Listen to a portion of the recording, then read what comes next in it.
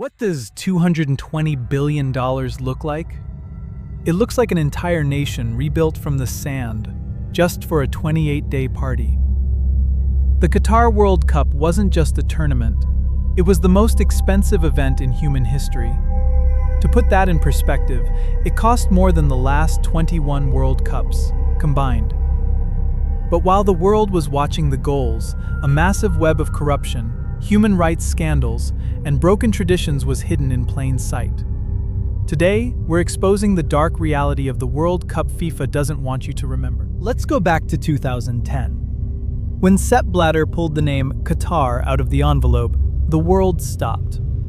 Qatar is a tiny desert nation with zero football history and summer temperatures that hit a lethal 120 degrees Fahrenheit. It made no sense. How could a country with no stadiums and a population smaller than Chicago host the world's biggest event? The answer, according to countless investigations, was simple: bribery. It's alleged that millions of dollars changed hands in secret hotel rooms to buy the votes needed to bring the cup to the desert. To build 8 futuristic stadiums in record time, Qatar needed help. Over 2 million migrant workers were brought in under the kafala system, a practice critics call modern-day slavery. They worked 12-hour shifts in blistering heat, living in cramped, unsanitary camps. Then, a bombshell report from The Guardian revealed a terrifying statistic. Over 6,500 workers from India, Pakistan, and Nepal had died since the bid was won. That means for every single goal scored in the tournament, dozens of lives were lost. For 92 years, the World Cup was a summer tradition. But Qatar's heat was so extreme that playing in June was a death sentence for athletes. So FIFA did the unthinkable. They moved the entire tournament to November and December. This threw the global football calendar into absolute chaos. Major leagues like the Premier League and MLS had to stop mid-season. Fans in the US were watching World Cup games while eating Thanksgiving dinner. It was a massive middle finger to tradition, all to satisfy the demands of money and power. The most insane part of the $220 billion bill? An entire city called Lusail. In 2010, the place where the final was held was just sand and dirt. Qatar spent $45 billion to build a city of the future from scratch, complete with luxury islands, skyscrapers, and a stadium for 80,000 people.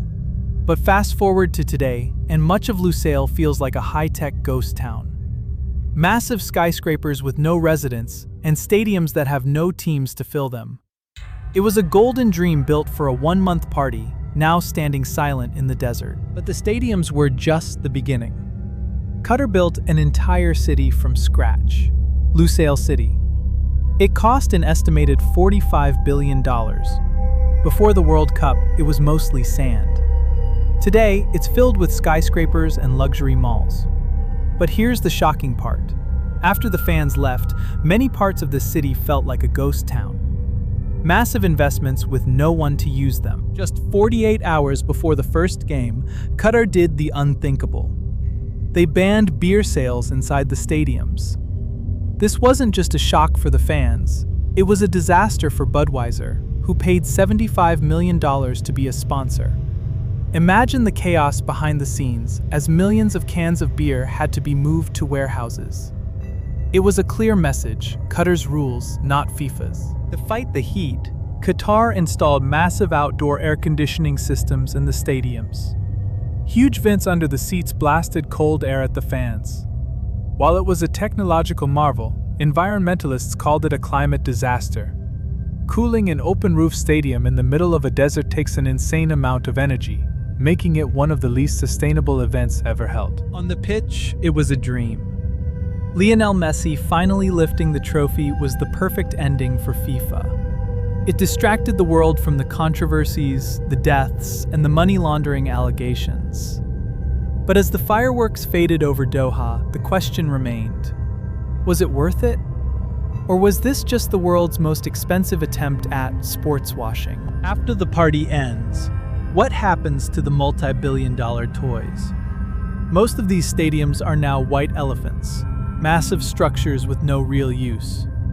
Stadium 974, built from shipping containers, was supposed to be fully dismantled immediately, but it's still sitting there months later. Qatar promised to donate thousands of seats to developing nations, yet many venues remain empty, costing millions just to maintain in the desert heat. It's a haunting reminder of how much was spent for just 28 days of glory. Now the world looks toward 2026, where the tournament moves to the US, Canada, and Mexico. The contrast couldn't be bigger. While Qatar had to build everything from scratch for $220 billion, the 2026 hosts already have world-class NFL stadiums ready to go. The focus is shifting from building cities to managing massive crowds. But the shadow of Qatar remains. Will FIFA prioritize human rights and fans this time? Or will they once again follow the trail of the highest bidder? The Qatar World Cup changed football forever, but maybe not in the way we hoped. It proved that for the right price, you can move mountains or even change the seasons.